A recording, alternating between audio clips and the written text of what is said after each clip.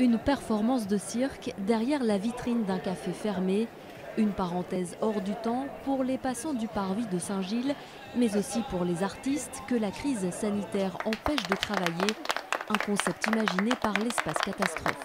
Le défi qui leur a été lancé, c'est de réaliser une performance pour trouver comment rentrer en contact de manière furtive avec les passants, puisqu'on ne peut pas faire d'attroupement. Donc il fallait des choses très ponctuelles, très courtes, qui permettent une circulation, puisque l'idée c'était de retrouver une manière de rentrer en contact avec le public en respectant les contraintes sanitaires et autres.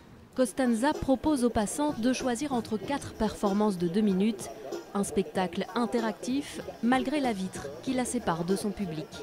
Donc c'est cool parce que ça m'a mis un défi d'arrêter de rester chez moi enfermée, à me mettre sur la scène faire quelque chose. L'objectif est aussi de redonner vie à la ville. Le public est au rendez-vous, happé par la magie de l'art du spectacle dont il est privé depuis plusieurs mois. Ça fait du bien en ces temps un petit peu vide culturellement parlant, d'avoir des petites bouffées d'air comme ça. C'est super, ça fait du bien.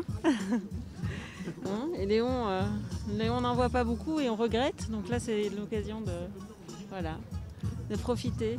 Une scène de 12 mètres carrés a été installée derrière la vitrine du café Maison du Peuple.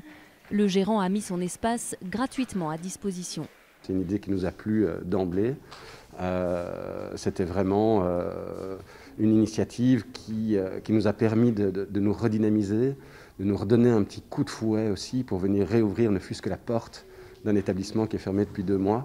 Donc c'est vraiment quelque chose d'extrêmement positif.